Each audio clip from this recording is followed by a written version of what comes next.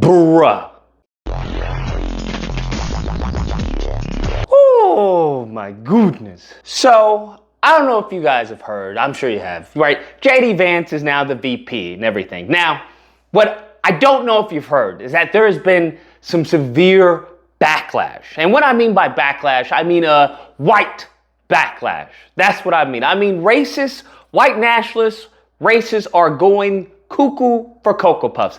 They are losing their mind. Now, I pondered why that was. Was it perhaps because, of what JD Vance said about Trump, calling him Hitler, saying all these mean and evil things about him, talking about the racism of the party? No, none of that. Well, I thought maybe perhaps it's a policy that JD Vance is promoting and supporting, and that, they don't want it to come to and affect the Republican Party, or it's opposite, contrast to what the Republican values are. No, it wasn't anything of that. Then I was like, okay, maybe it's something he did. Maybe it was, the whole, the corruption about his opioid charity program, the funds that he misappropriated and things like that.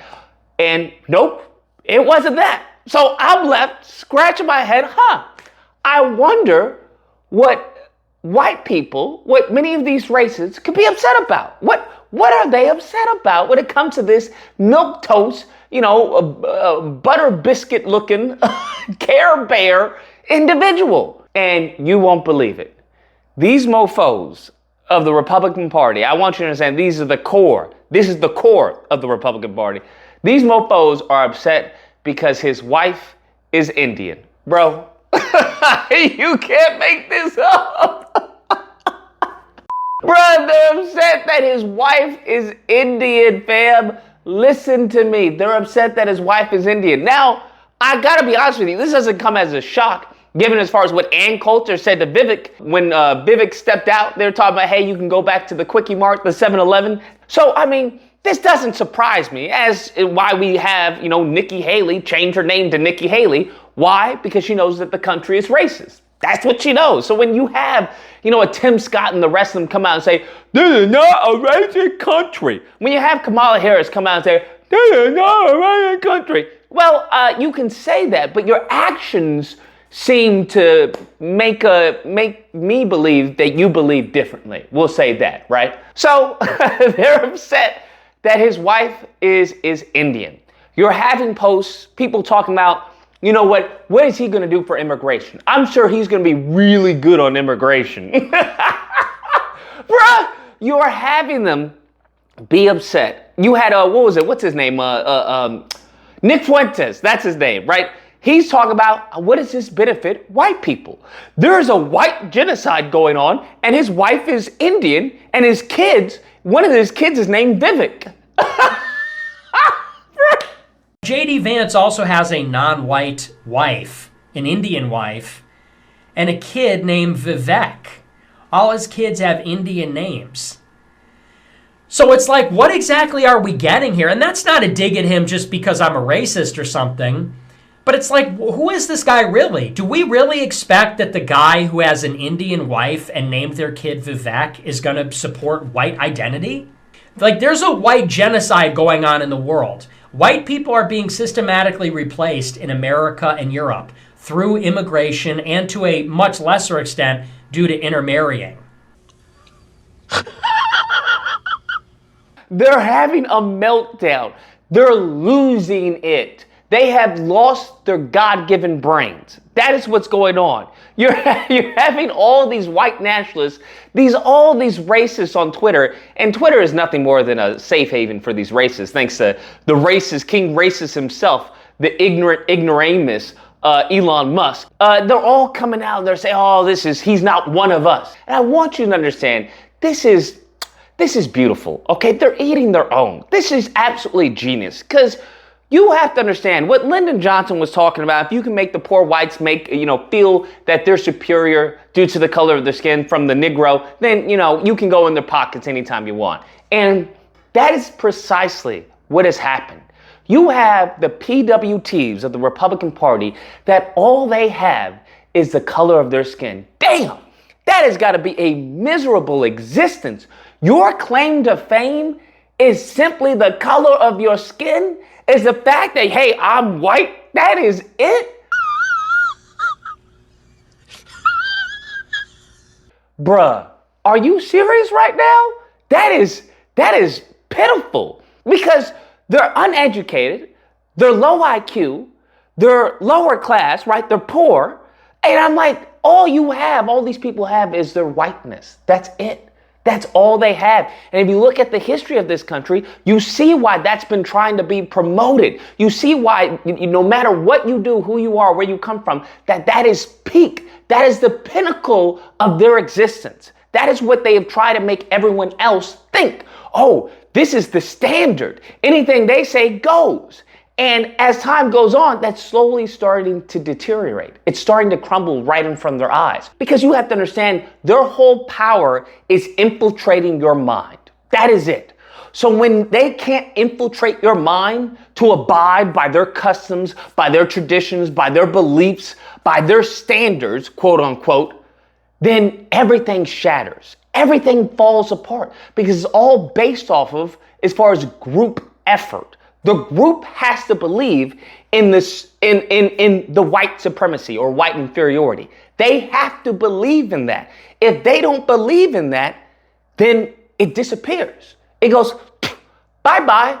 That's how it works. The more people, I guess, get desensitized from this foo-foo-fee-fee belief, right? Because that's what it is. It's just, it's just in the air. There's no substance. There's no root, right? There's nothing tangible. These are all just beliefs and ideologies. So once you break that and you see these people for the miserable sobs that they are, most of them either homosexuals, such as Nick Fuentes, or Stu's, whatever his name is, a lot of them either are childless, right? They're miserable people. They're physically inferior, mentally inadequate. And the only thing that they have to grasp onto that makes their life worth living is that they're white. That's it. That is it. And you have to understand that they're understanding that they are a minority on the planet. The minority on the planet. That immigration will inevitably wipe them out. Immigration will inevitably wipe them out. What I mean by wipe them out, I mean as far as out of existence, as far as their hold over the country. As far as whatever their standard is, whatever their metrics is, whatever is promoted and what is shunned, that goes out the window, and they're losing that. They're losing their minds, because now the whole white and I'm say so isn't going to go very far. It's not going to go very far. So in many of their racist minds, that's all they have, is that, hey, I'm white and this is what I say to do. So when people around you either A, don't look like you, or B, don't heed to your beliefs or your mentality, then you are alone. And that's what they fear. They fear being alone. What they really fear is being treated how they have treated other groups of people. Okay, that's what these racists fear, that the same thing that they have done to other people, how they've accosted certain groups of people, that the same group of people accost them. Now, when it comes to black people, I don't know why they use us as a boogeyman, because we haven't done anything. We're honestly, in America, loyal pets at this point. Okay, if we're going to be honest, we're loyal pets. You should be worried about the Asians. You should be worried about the Hispanics, Latinos. You should be worried about them over black people, but they love making us the boogeyman because, they just have a hard-on for black Americans, just historically and presently. So I just find that very, very interesting, just how pathetic these people are, just how truly pathetic they are, where you have to understand, when it comes to a white woman getting with a non-white man, they are seen as race traitors in their eyes. In many of these racist eyes, that's how they view them. When a white man gets with a non-white woman, to these many races, they're viewed as race traitors, unless it's an Asian, right? Because white men and Asian, they no matter if they're racist, they're like, well, I'll make an exception. So you have to understand that's how they view them, as race traitors, and they treat them as such. So you have to keep that in mind when trying to analyze this political warfare, this battleground, which is what they've made it. This identity politics, which is hilarious, coming from many of these races because that's all they have is their identity. What woman wants to be with someone like that? Very few. Very few. And the more competition you have, right? Because the only thing you have to notice, I know the video is going on a little long, but you have to notice that many of these white guys, right? Many of these races, all they have is that loyalty. That's why they demand it so much. They demand loyalty from the women because they know that they can't compete. Listen to me. They demand loyalty from their women because they know they can't compete. They know that's why their birth rates are going down. They know that's why the mental health is skyrocketing.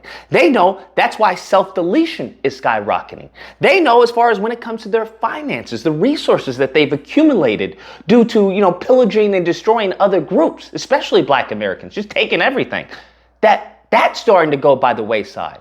And now all they have is just their skin, and they're realizing that's not going to get you anywhere. That's not going to get you very far.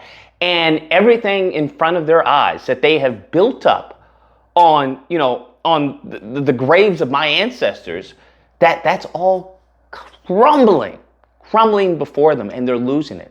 Anyways, guys, that's the video. Let me know what you guys think. Whether you believe Lucas, JD Vance is a race traitor, okay? He should have found a good white woman to get with and reproduce his bloodline, the millions and millions of years that the European bloodline has created. Or if you don't believe, bro, the only people who believe this are you, okay? Because as history comes out, everything that you've taught everyone else has turned out to be a lie. So the only reason that your stereotypes and your fake history is even gone this far is because there's been a group effort to make that so. But as much as your people are starting to die off or get kicked out, well, now the truth is slowly starting to drip feed out. And you guys are looking extremely pathetic to everyone else. And y'all know what happens to the wolf once it starts to bleed in the pack, right? Y'all know what happens once the king starts to bleed. Anyways, if you happen to disagree, you're more than welcome to call in during Disagreement Day. You know where to find me. Friday through Sunday, Disagreement Day. Call in. There'll be a number on top, and we'll duke it out.